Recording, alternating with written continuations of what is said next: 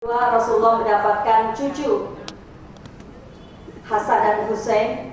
Kemudian Ali bin Abu Thalib radhiyallahu anhu itu mempunyai gelar pintu ilmu, sahabat Rasulullah yang pintar. Jadi segala sesuatu, karena beliau sejak kecil bersama Rasulullah, jadi dia tahu betul Rasulullah itu seperti apa, dan itu sering ditanyakan kepada Ali bin Abu Thalib. Dan Ali bin Abu Thalib ini mendapatkan gelar juga Karamullah wajhah, adalah orang yang tidak pernah menyembah berhala. Karena sejak kecil adalah, kalau dari wanita yang mempercayai atau mengimami Rasulullah sebagai Rasul Allah, itu adalah Khadijah, istri Rasulullah. Dari pihak laki-laki yang mengimani bahwa Muhammad adalah Rasulullah adalah Ali bin Abu Thalib. Kemudian di samping itu, Ali bin Abu Thalib juga adalah salah satu dari Khulafaur Rasyidin, khalifah yang keempat, sahabat Rasulullah yang utama, khalifah yang keempat. Jadi lengkaplah sudah bahwa kita tidak bisa menafikan nama Ali bin Abu Thalib dalam sejarah agama Islam. Di samping dia adalah pahlawan Islam, dia juga adalah sepupu dan menantu Rasulullah. Perjalanan pernikahan mereka sangatlah susah dibanding kita semua. Mereka menikah dengan mahar baju besi milik Ali bin Abu Thalib, dan tidak punya harta apa-apa. Dan Rasulullah memang menginginkan Ali bin Abu Thalib menjadi menantunya dengan mahar yang paling mudah. Waktu itu Ali bin Abu Thalib mempunyai unta dan baju besi dan pedang. Pedang dan unta tidak diperbolehkan Rasulullah untuk menjadi mahar, karena pedang untuk perang di jalan Allah dan unta itu untuk kendaraannya. Hanya sebetulnya baju besi ini juga untuk berperang, tapi itulah satu-satunya harta Ali bin Abu Thalib yang bisa dijual untuk lamaran seperti itu. Kemudian karena Fatimah Az-Zahra juga mempunyai rasa kepada Ali bin Abu Thalib, makanya mereka menikah. Dan pernikahan mereka sangatlah tidak mudah. Bahkan kalau kita melihat risalah-risalah yang mengabarkan sampai tangannya Fatimah Az-Zahra melepuh karena harus memasak sendiri, mengolah gandum sendiri, semuanya sendiri. Dan bahkan pada waktu Rasulullah pulang dari perang dan mendapatkan ghanimah yang besar, Fatimah ingin mendapatkan hadiah ghanimah dari bapaknya, karena memang sangat tidak berpunya dan sering berpuasa. Tapi Rasulullah bilang kepada ananda tersayangnya adalah, maukah engkau daripada harta dan minta seorang pembantu yang untuk membantu pekerjaan rumah tangganya itu dengan membaca Subhanallah walhamdulillah wala ilaha illallah wallahu akbar. Dan itu menjadi suatu sunnah buat kita sebelum tidur, Bu. 33, 33 Subhanallah, alhamdulillah 33, Allahu Akbar 34 kali sebelum tidur. Dan kalau kita mau mendapatkan pahala menghatamkan Quran pada hari itu, menjelang tidur kita juga membaca Qul yang 3. Qul huwallahu ahad, ya, Qul Al-Ikhlas ya itu ya. Al-Ikhlas, Bu. Ya, orang taunya Qul, nah, gitu ya. 3 Qul, ya, itu sama pahalanya dengan menghatamkan Al-Quran. Tapi kita juga berharap bahwa kita juga menghatamkan Al-Quran dari Al-Fatihah sampai An-Nas, ya, gitu ya. Seperti itu. Jadi izinkanlah, sebelum saya bercerita mengenai perjalanan pribadi saya, izinkanlah, karena saya dari sastra, Bun, tapi ini anehnya, saya tidak membacakan puisi saya sendiri, tapi membacakan puisi dari suami saya tercinta. Tercinta loh, Pak.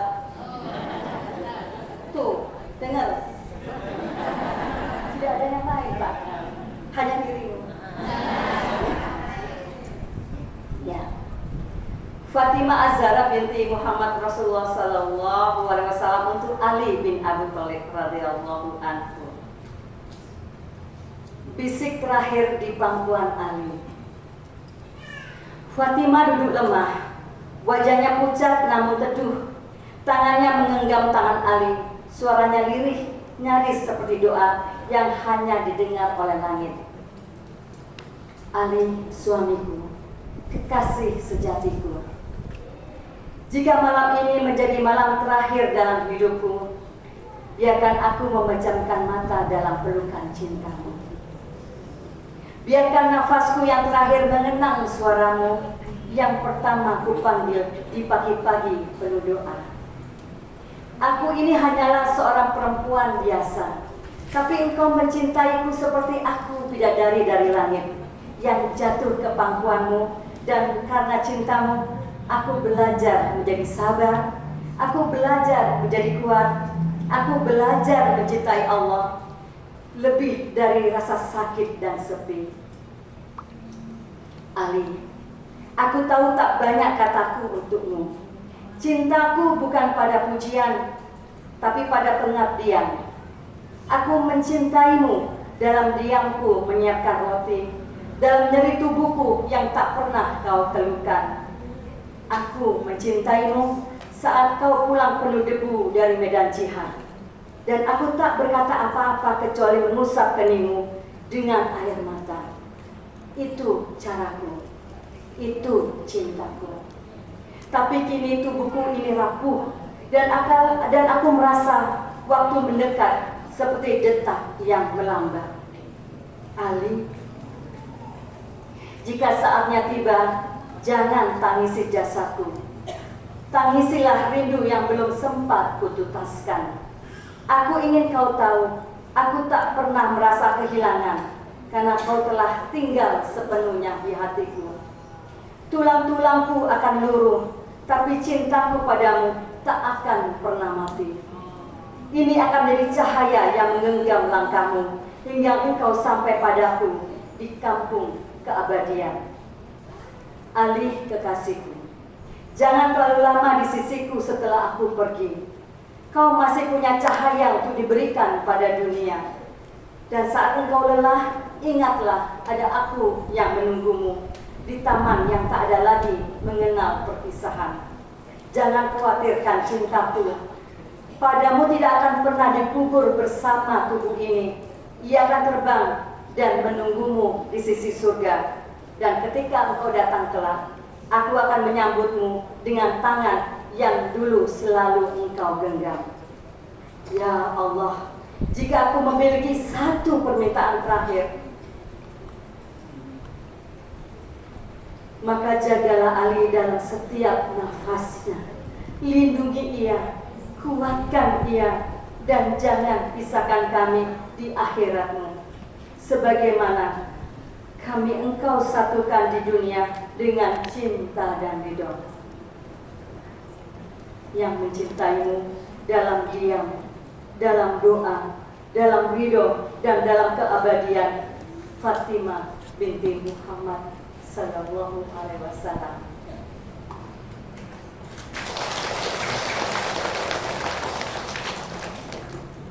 Ibu-ibu yang saya sayangi karena Allah,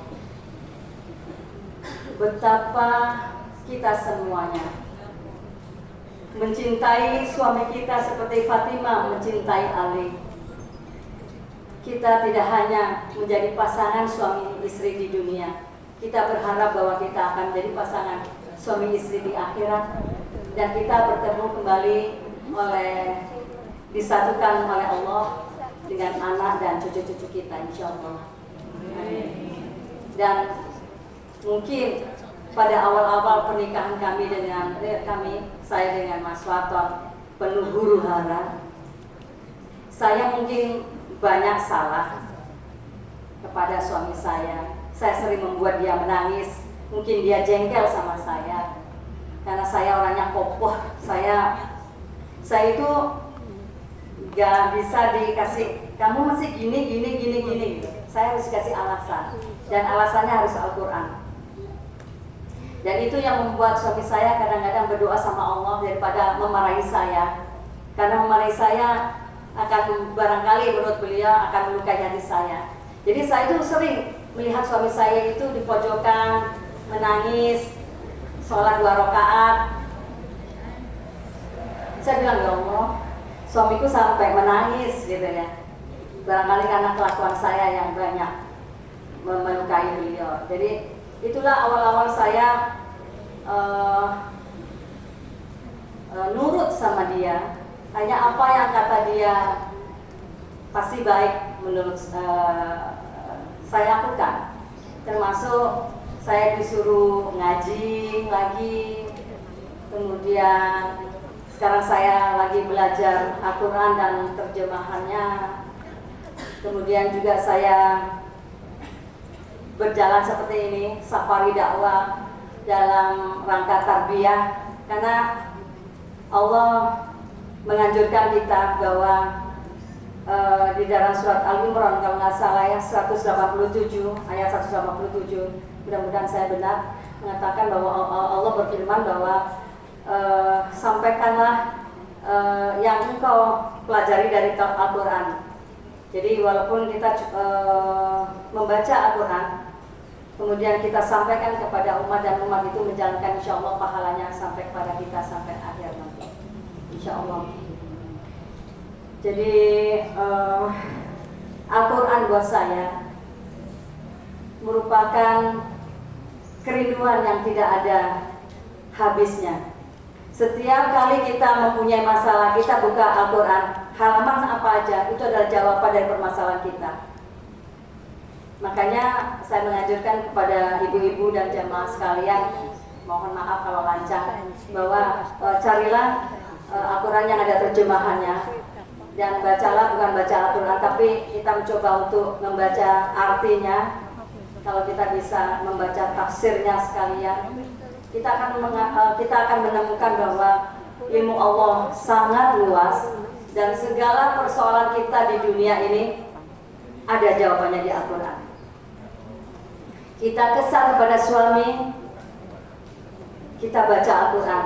Kedengarannya mudah ya Bun. Dalam keadaan kita marah, kita harus buka Al-Quran.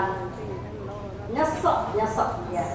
Tapi kalau kita mau, barangkali seperti perintah Rasulullah bahwa kalau kita marah, berdiri kita duduk. Kalau kita duduk masih marah, kita berbaring. Kalau kita masih marah, kita ambil wudhu. Dan kalau kita bisa sholat 2 rakaat dan kita bisa baca Al-Quran, semuanya adem, semuanya terjawab. Dan itulah begitu kita kena air wudhu, iblis maupun setan dan sebagainya itu tidak akan ada lagi pengaruhnya terhadap kita. Insya Allah seperti itu. Dan mudah-mudahan dengan sesi sharing session ini saya yakin bahwa saya akan mendapatkan ilmu dari ibu-ibu juga. Dan mudah-mudahan apa yang bisa saya sampaikan bisa ibu bawa pulang dan bisa di sharing kepada keluarga ibu. Demikian dulu, barangkali saya juga ingin mendengarkan dari ibu-ibu dan bapak-bapak untuk memberi masukan atau barangkali pertanyaan yang bisa kami jawab. Kalau tidak mungkin banyak orang soleh yang sini untuk menjawabnya, seperti itu. Yang mangga, ibu-ibu ini juga panitia menyediakan berupa bingkisan cantik untuk ibu-ibu dan bapak yang mau bertanya, dan atau saya akan mungkin mulai dengan pertanyaan. Siapa yang bisa menjawab? Tadi MC kita mengatakan bahwa Masjid Agung Nur Sulaiman ini berdiri tahun 1700 sekian. Sekarang 2025. Berapa tahun umur? Nah, Bunda. Maksud.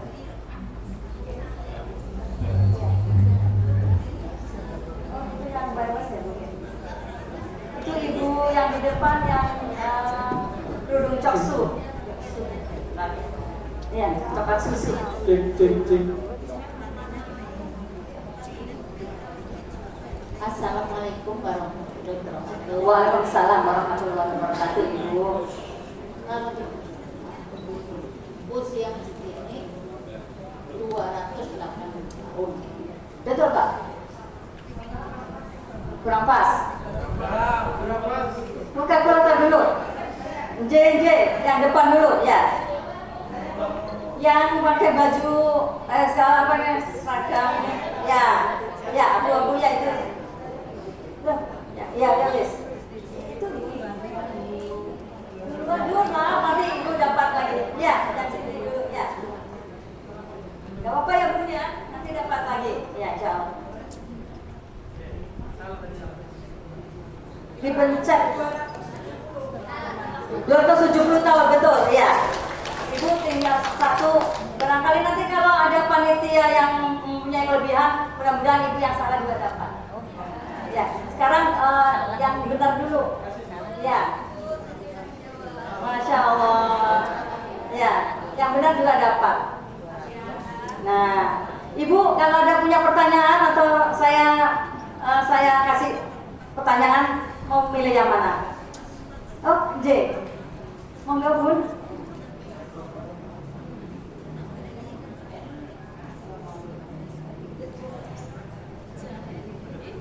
Waalaikumsalam warahmatullahi wabarakatuh.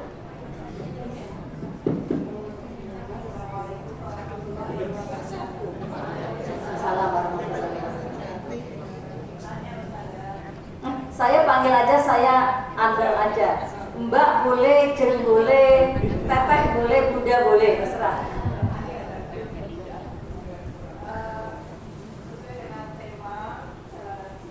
J.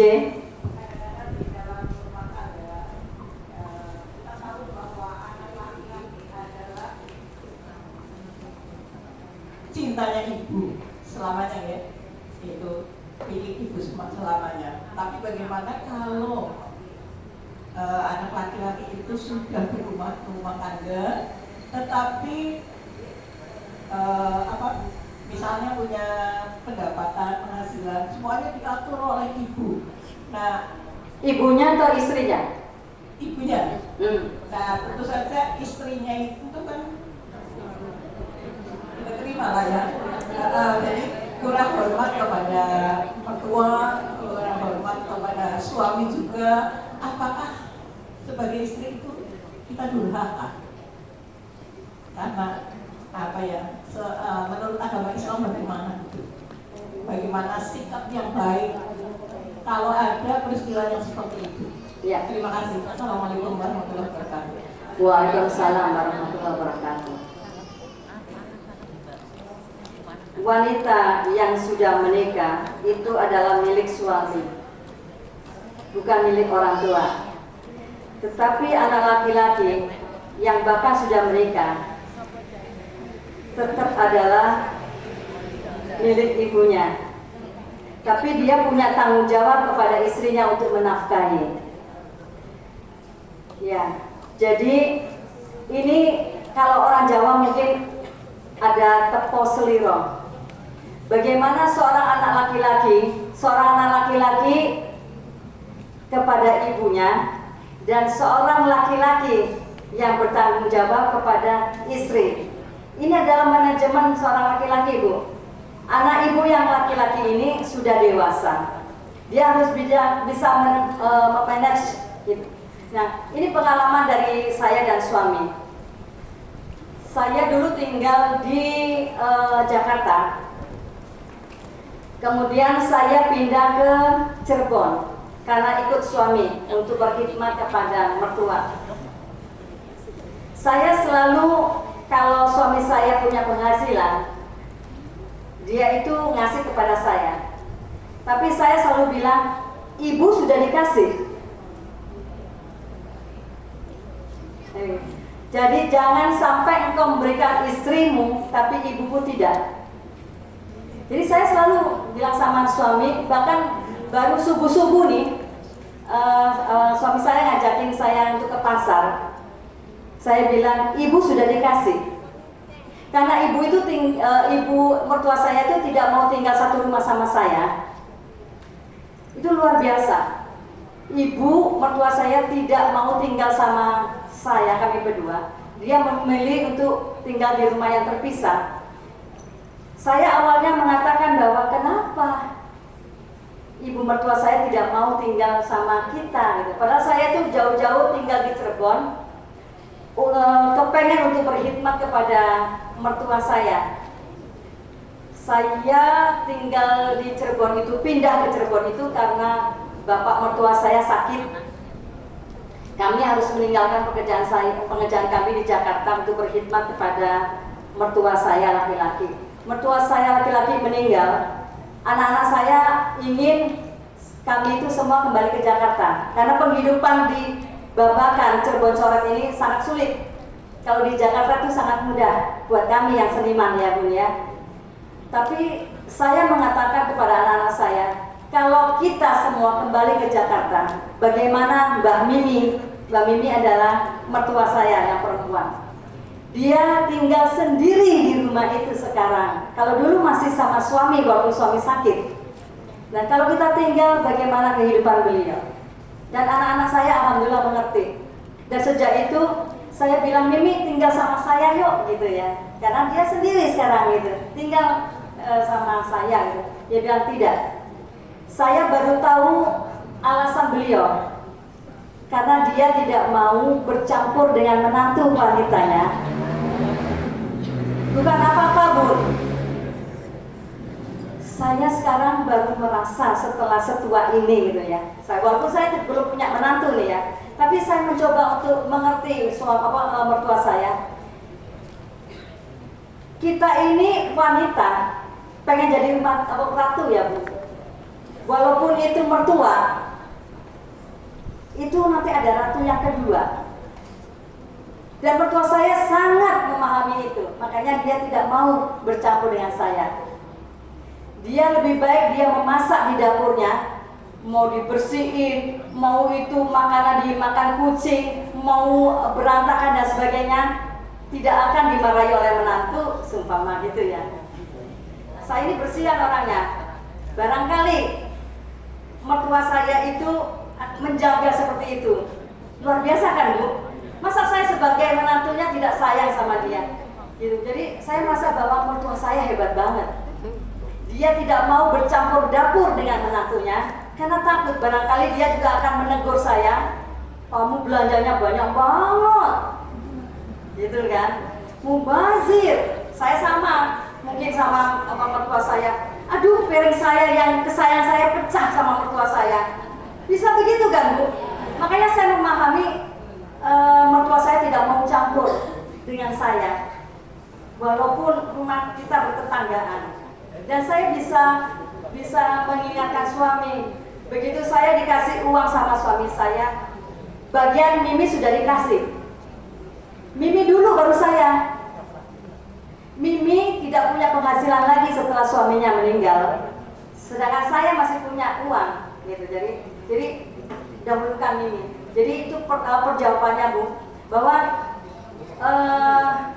suami itu harus tahu bagaimana di mana hak ibunya, dan dia juga harus punya hak untuk memberi nafkah kepada istrinya. Dan itu tidak akan bisa, dan makanya Bu cari menantu yang solihah Bu. Solihah dong.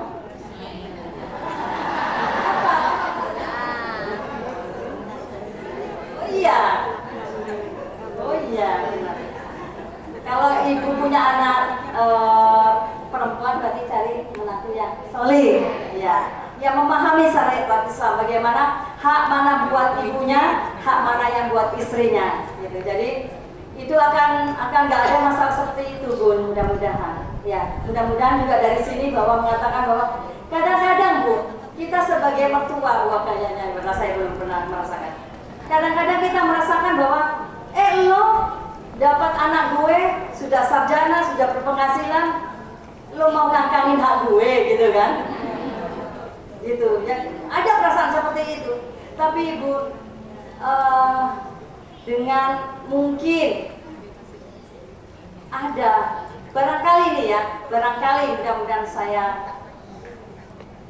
kalau anak ibu mungkin bijaksana, barangkali kalau istrinya sangat cemburuan dan sangat menguasai suaminya, jatah ibunya ini tidak diketahui oleh istrinya juga baik-baik saja. Itu hak ibunya gitu ya. Istrinya dia nggak mengerti. Tapi adalah kewajiban suami untuk memberi pengertian kepada istrinya itu hak. Barangkali nanti akan ada cekcok, tapi cekcok dalam rumah tangga itu biasa. Memberi ilmu kepada suami istri itu harus, walaupun mungkin dengan cekcok dahulu. Dengan itu nanti istri akan mengetahui dan akan tahu bahwa untuk memberi uang kepada ibunya itu adalah kewajiban dari anak laki-laki. Ya, seperti itu. Cukup ya, ya. Oke, panitia, ada penghargaan. Nah, buat ibu yang menanyakan. Dan sekarang ibu mau bertanya atau saya tanya?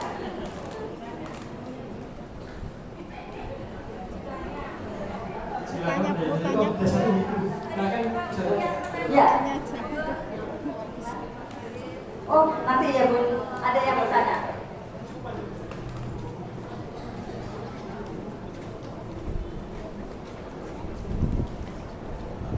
Assalamualaikum, Assalamualaikum ya Kak, Allahumma amin. Sama dengan yang tanya. Assalamualaikum warahmatullahi wabarakatuh. Waalaikumsalam warahmatullahi wabarakatuh. Maaf sedikit grogi saya ada pertanyaan artis. Masya Allah. Begini Mbak, saya sedikit kepo sama pandangannya. Saya mau bertanya, di mana titik Anda berhijrah? Berhijrah di saat Anda meninggalkan dunia penuh gemerlap dan penuh nikmat dunia. Iya. Itu mungkin sangat susah. Apa yang paling susah yang Anda hadapi dan apa kiat berdua sama Bapak untuk menghadapi itu? Dan kedua, mungkin ini sedikit ada kaitannya untuk yang sekarang yang sedang terjadi. Apakah Mbak Ade sampai saat ini sudah bukan ini ya tergiur dengan tanda kutip sebagai anggota dewan?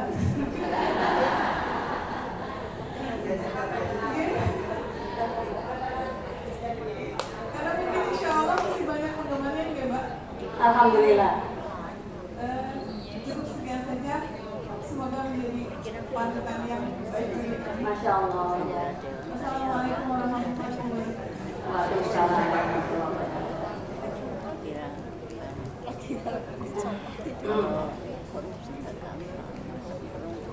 Ya, dulu saya. Hah? Ya, suamiku dulu ya yang menjawab. Kalau enggak saya nanti. Baik, saya yang menjawab pertanyaan kedua saja Bu. Yang pertama nanti istri saya jawab. Karena pertanyaan yang kedua itu juga menjadi pertanyaan banyak orang sebetulnya. Nah, artinya apa? Bahwa tidak satu dua partai yang datang ke rumah untuk melamar istri saya menjadi anggota dewan tentunya. Dan selalu saya tolak. Saya duluan. Barangkali istri saya masih berpikir bisa iya bisa tidak. Tapi dari awal sudah saya tolak. Kenapa? Karena buat saya yang paling penting untuk istri saya adalah bagaimana mempelajari ilmu Allah. Itu yang paling penting buat saya. Kenapa? Kalau itu sudah didapatkan, kalau itu sudah melekat di dalam diri istri saya, jangankan anggota dewan, Bu, jadi presiden pun saya cinta.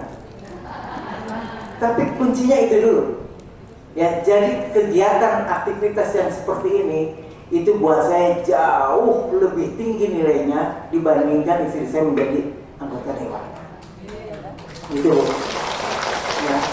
Ini kan yang saya sampaikan karena apalagi di hadapan ibu-ibu ya. Karena terus terang aja istri saya juga suka menggoda.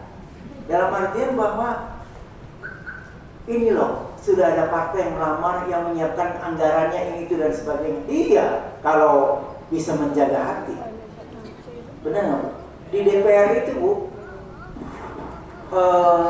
bukan cuma gaji yang seliweran itu, bukan cuma yang 3 jutaan yang seliweran setiap hari itu, yang ratusan juta juga banyak, yang tidak tercatat itu banyak di anggota dewan. pertanyaannya adalah apakah kita sudah siap untuk menghadapi yang seperti itu? Dan saya merasa istri saya belum siap. Iya, karena ini godaan syaitan, Bu, luar biasa. Jadi itu ya, Bu,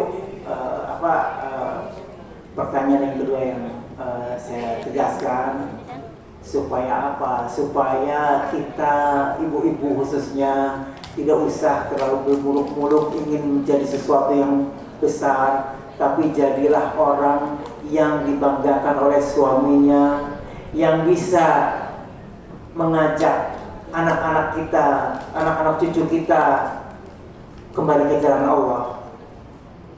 Dan disitulah Allah akan menganugerahi keberkahan di dalam hidup kita ya. Jadi sebetulnya kunci berkah itu gampang, Bu. Selama kita yakin kepada Allah, selama kita semuanya bergantung kepada Allah, maka akan ada keberkahan di situ. Baik sedikit banyaknya rezeki yang Allah berikan, barangkali kalau jadi anggota dewan ya, Bu, uangnya tidak terhitung banyak, Bu, tapi belum tentu berkah, Bu. Betul nggak, Bu? Jadi lebih baik kita ambil yang sedikit tapi berkahnya banyak. Nah, itu yang insya Allah kita ambil dengan dengan pendekatan kita, bagaimana segala sesuatunya berjalan atas dasar iman dan takwa kepada Allah Subhanahu wa taala. Silakan dilanjut. Saya ingat sekali, saya sebetulnya, tapi saya belum hafal ya. Itu puisi saya. Pada waktu saya hamil anak yang ketiga, itu yang ini yang saya bawa ini, mana tadi anakku? Ya, anak. Itu saya itu plasenta previa. Jadi plasenta dulu baru bayi. Jadi saya bergerak sedikit aja langsung pendarahan. Jadi saya kata dokter, mau nggak ini anak mau digugurkan atau mau dilanjutkan atau mau selesai aja sampai 7 bulan lahir prematur. Saya bilang saya memilih yang sabar. Jadi inkubator yang paling baik buat anak adalah rahim ibunya. Jadi saya mempertahankan anak saya. Anakku makanya kamu harus ingat ya. Saya mempertahankan anak saya dengan resiko bahwa saya setiap kali gerak berdarah. Kemudian saya banyak bed rest, dan itulah titik balik yang luar biasa buat saya. Suami saya sangat sabar. Dia belanja ke pasar, dia memasakkan masakan untuk saya makan dan anak-anak. Dia menjaga anak-anak saya. Dia setelah saya bersihan, dia memberikan laptop pada saya untuk saya tetap berkarya. Dan lahirlah buku saya pertama yang judulnya Sujudku di Bulan Sabit. Jadi itu yang membuat saya sangat mencintai suami saya. Saya tidak akan lupakan itu. Bagaimana pada waktu anak saya lahir juga, saya masih dalam keadaan lemah. Suami saya yang membersihkan anak saya, yang ganti popoknya, kemudian menempelkan anak saya bayi itu kepada payudara saya, gitu, ke dada saya. Jadi saya cuma tinggal terima dari suami saya. Setelah itu digelegein sama gini ya, digelegein sama suami saya dan sebagainya ya. Kemudian karena saya ini ya juga nggak kuat-kuat banget jam waktu itu ya. Jadi suami saya lebih muda 6 tahun dari saya. Oh, kenapa? Oh, saya itu meninggal. Yang menguburkan adalah suami saya, harapan saya.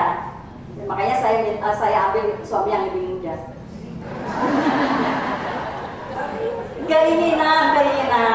Keinginan seperti itu. Seperti Rasulullah memilih Khadijah. Saya dulu lebih kaya daripada suami saya. Ya seperti itulah. Ya, jadi itulah Bu titik balik saya untuk kayaknya saya pun siap untuk meninggalkan dunia hingar-bingar bersama suami saya. Suami saya bilang bahwa Saya sempat jengkel Bu, setiap ada skenario yang datang kepada saya selalu ditolak sama dia. Skenario datang kepada saya selalu ditolak sama dia gitu. Ini kapan saya main filmnya lagi? Gitu kan. Wah, nama saya lama-lama hilang ini kalau kayak begini. Karena gini, ada adegan suami istri ada di rumah. Enggak apa-apa kok, Mas Aif dipanggilannya, Mas Faton. Nanti Mbak Aneka tetap pakai jilbab kok. Mana mungkin ini membodohi masyarakat. Suami istri di dalam kamar, istri buka jilbab kan? Kenapa harus pakai jilbab di kamar? Dan itu nggak masuk akal gitu. Itu bisa membodohi masyarakat. Makanya tidak diizinkan. Kemudian ada adegan harus kalau suami pergi, walaupun kita nggak ada apa-apa harus cium tangan suami. Dan itu kan bukan muhrim saya, walaupun di dalam adegan itu dia suami saya. Tapi itu bisa menyederai hati suami saya, gitu kan. Jadi nggak usah main film kalau kayak gitu. Dan saya merasa bahwa wah gitu kan, awal-awalnya gitu ya. Tapi saya sekarang baru merasa bahwa itulah izzah yang dijaga oleh suami saya. Dia menjaga aurat saya, walaupun mungkin zaman dulu uang 200 juta itu kelihatannya sepele. Uang 20.000 zaman sekarang merupakan istimewa buat saya gitu kan. Jadi itu yang dibilang suami saya adalah 200 juta, 20.000 lebih memilih 20.000 karena berkahnya itu bisa sampai kalau kita dapat rezeki halal dari suami dan kita ikhlas, darah kita mengalir pada anak-anak kita, insya Allah anak-anak kita juga adalah anak-anak yang muda untuk ikhlas dan sabar, insya Allah seperti itu. Jadi itulah Bu, titik balik saya untuk mendalami, walaupun sulit buat saya yang biasa pegang uang ratusan juta harus puluhan ribu, bahkan di dompet hanya pati murah gitu kan. Iya Bu, tidak ada Soekarno Hatta kadang-kadang. Jadi saya hidup sederhana, lain dengan kehidupan saya sebelum menikah dengan beliau gitu. Tapi buat saya, karena saya ikhlas, saya ridho, ya insya Allah juga akan meridhoi perkawinan kami, pernikahan kami, dan mudah-mudahan anak-anak saya juga bisa kuliahnya lancar, kemudian bisa mendapatkan hidayah Allah, dan kami akan tetap istiqomah ya. Dengan kami ada Muslim Community Sharing di rumah. Jadi kafe kami itu namanya Besi Cafe, singkatan dari Berkah Silaturahim. Dan itu hanya mungkin satu-satunya kafe yang mengadakan pengajian seperti ini Bu, tiap bulan, namanya Majelis Cinta Sholawat gitu. Karena di daerah kami ini banyak nadiyin ya yang suka sholawat, makanya kita MCS, Muslim Community Sharing juga MCS, Majelis Cinta Sholawat juga MCS gitu. Jadi itu kemudian kita setiap Jumat juga mengadakan nasi berkah Jumat. Ya barangkali memang ada donatur-donatur yang memberikan kepada kami, tetapi sampai sekarang itu kalau di Masjid Jagokaryan itu minuskan tiap bulan, minuskan tiap tahun. Kita bukan minuskan, nolkan gitu ya, anggaran gitu ya. Dan kalau di MCS itu minuskan anggaran gitu. Jadi minuskan anggaran. Jadi seperti itu, tapi setiap hari Rabu itu waktunya kami belanja. Kalau Kamis itu kita masak, hari Jumat itu berbagi. Hari Rabu itu saya deg-degan, ada nggak ya uang itu belanja? Tapi Allah mencukupkan, ada saja yang buat kita belanja untuk membagi. Dan kita sampai masak sendiri Bun. Suami saya masak lauknya, saya masak nasinya. Gampang ya Bu saya. Dan itu dibagi dan alhamdulillah relawannya banyak yang bantuin saya untuk masak, untuk berbagi. Itu namanya relawan MCS. Dan itu banyak Bu, saya tidak usah membayar orang yang membagi-bagikan karena pada daftar sebagai relawan. Yang mereka relawan sekaligus kadang-kadang donatur juga gitu. Masya Allah. Itu namanya berkah benar-benar buat rumah tangga. Jadi kafe saya itu aneh. rame banget enggak, tapi bagaimana bisa menyelenggarakan sedekah Jumat tiap Jumat seperti itu. Orang berpikir bahwa oh iya Mbak Anetnya sama Mas Fata mah uangnya nggak ada serinya.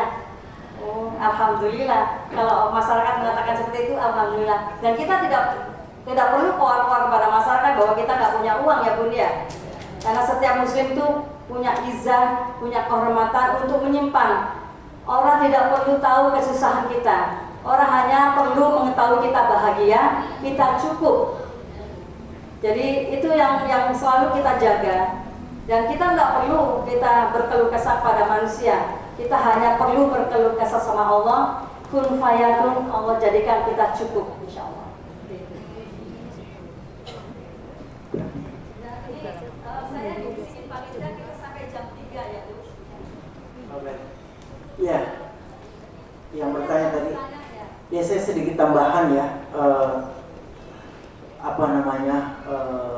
Jika hari ini barangkali kita dalam sedikit kekurangan, tapi Ibu harus bisa bayangkan Bu, betapa yang namanya Bunda Khadijah itu Bu, manusia yang paling kaya di zamannya pada saat itu, ya. Kemudian beliau harus menikah dengan seorang Muhammad yang pada saat itu tidak memiliki apa-apa, dan akhirnya beliau serahkan semua hartanya kepada Rasulullah untuk di jalan dakwah.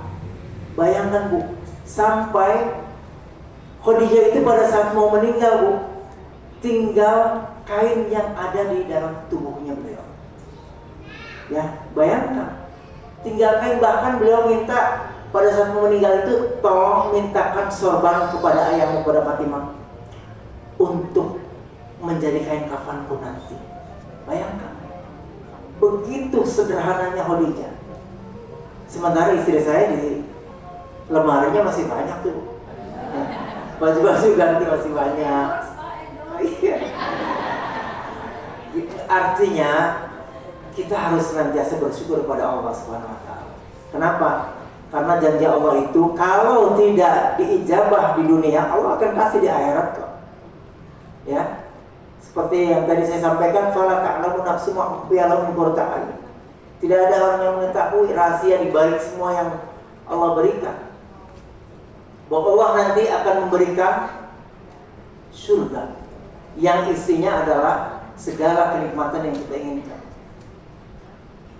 Bunda Khadijah itu, Bunda Khadijah, Bunda Fatimah, ada 4 orang perempuan yang bukan saja sekedar ahli surga. Beliau adalah pemimpin bidadari di surga, pemimpin bidadari, yaitu Bunda Khadijah bin Khuwailid, kemudian Bunda Asyah istri Fir'aun, kemudian Bunda Maryam binti Imran, dan Bunda Fatimah Az-Zahra binti Muhammad sallallahu alaihi wasallam. 4 orang ini yang dijamin oleh Allah sebagai ahli surga, bahkan memimpin bidadari di sana. Makanya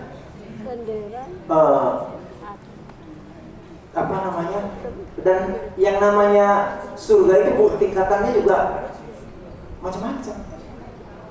Ada dalam sebuah tafsir itu ada 100 tingkatan. Yang kita tahu di tingkatan awal itu istana-istana itu berlantai perak, semuanya perak. Kemudian ada istana-istana itu berlantai emas. Dan ada istana itu berlantai berlian Bu. Tapi itu bagian permukaan saja ternyata Bu. Bagian permukaan itu baru di tingkat surga yang 1, 2, 3. Sementara tingkatan surga itu ada 100 tingkatan. Bayangkan. Makanya Allah sampaikan, manusia itu tidak bisa membayangkannya aja nggak bisa Bu. Bagaimana surga yang Allah janjikan itu. Jadi kalau kita berada di tingkatan 3 aja, kita sudah luar biasa. Sementara Khadijah berada di tingkatan yang paling atas Bu.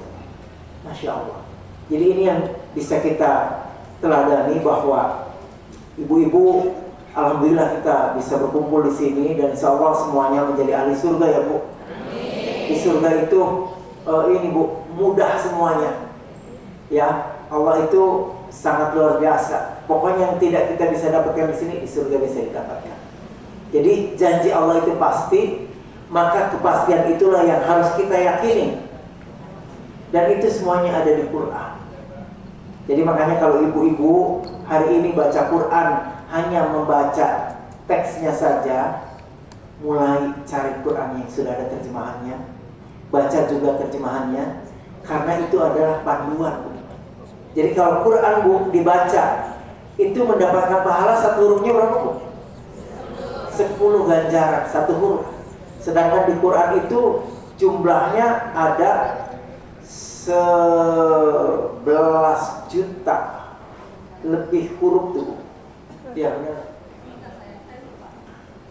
Dan itu kalau dikalikan 10, itu luar biasa pahalanya.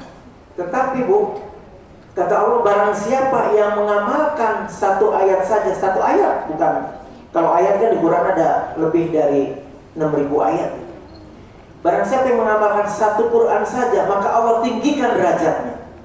Satu derajat itu Bu, tingginya melebihi pahala menghatamkan Quran. Ini luar biasa.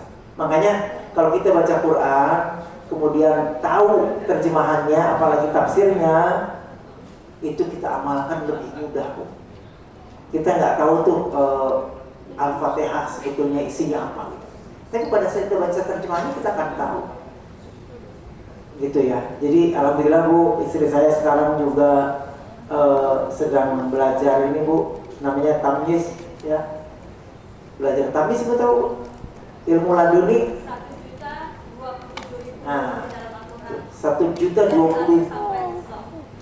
1.027.000 huruf kali 10, maka 11.270.000 pahala atau ganjaran. Tapi Allah sampaikan satu ayat aja diamalkan, maka Allah tinggikan derajat. Nah itulah yang dikatakan surga yang berlapis tuh, seperti itu. Jadi ya mudah-mudahan kita semua menjadi ahli surga ya Bu ya. Kita berkumpul di sini dan kita juga bisa berkumpul di sana, insya Allah. Satu hal lagi, bahwa jangan lupa kita berdoa sama orang-orang yang kita cintai, karena doa kita itu sebetulnya bukan cuma dinanti. Jadi orang yang sudah meninggal Bu, orang tua kita yang sudah meninggal, kalau saja kita sebagai anak, kita sebagai saudara melakukan aktivitas yang mulia, beliau di sana tersenyum. Jadi yang sekarang ibu-ibu lakukan ada di sini itu merupakan satu kebanggaan keluarga kita yang sudah lebih dulu meninggal. Karena itu yang akan membantu mereka. Bahkan dikabarin, anakmu tuh lagi berada di taklim. Mereka senang. Gitu loh Bu. Jadi jangan lupakan bahwa orang yang sudah meninggal itu selesai. Jadi kita sebagai anak harus justru banyak berdoa. Karena komunikasi itu ada, tapi belum ketemu. Itu ibaratnya kita punya anak sedang kuliah yang gak pulang-pulang gitu. Ada, tapi gak pernah ketemu. Tapi kan dia selalu minta uang, dia selalu berkomunikasi dengan kita. Karena apa? Karena di situ ada komunikasi timbal balik. Sedangkan di surga komunikasinya satu arah. Tapi ada, bukan berarti nggak ada. Kita berdoa untuk orang tua kita tahu di sana. Gitu Bu ya. Jadi ini yang bisa kita sampaikan. Kalau masih ada waktu silakan yang mau bertanya, monggo. Ya, silakan dari Bapak, ada yang mau tanya Pak? Satu Bapak, boleh Pak? Mendekat sakit Pak. Ibu ada lagi? Ada sini aja Pak. Tunggu Pak. Sini aja. Assalamualaikum warahmatullahi wabarakatuh. Sebelumnya saya mohon maaf apabila ada kesalahan atau kekurangan. Yang pertama saya ingin sampaikan adalah mau bertanya masalah kenapa kalau kita ribut sama keluarga atau rumah tangga kita harus ambil air wudhu. Terima kasih. Wassalamualaikum warahmatullahi wabarakatuh. Kalau ribut sama keluarga itu harus ambil wudhu. Ya, langsung jawab atau nanti? Mas sekarang dulu.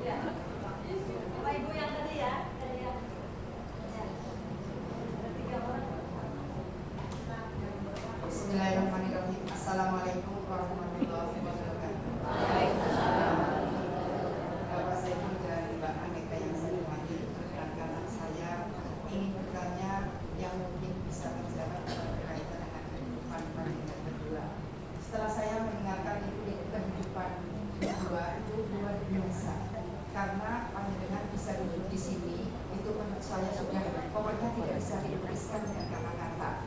Kalau panjenengan dari pondok saya tidak heran, tapi berangkat panjenengan dari dunia glamor kok bisa, yaitu hidayah.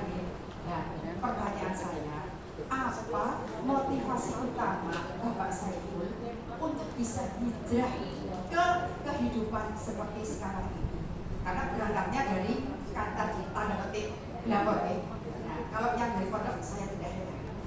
Kemudian yang kedua, mungkin Mbak Anita atau suami bisa memberikan kiat-kiat sederhana kepada jamaah Masjid Agung Nur Sulaiman agar kami bisa ikut dalam artian bagaimana kami bisa menjalani kehidupan yang mungkin hari ini sedang tidak baik-baik saja, sehingga kami tidak terpengaruh dengan WA atau apa saja, sehingga kami tidak menjadi bocoran atau mungkin ungkapan orang lain. Begitu pertanyaan saya, semoga bermanfaat. Terima kasih. Wassalamualaikum warahmatullahi wabarakatuh.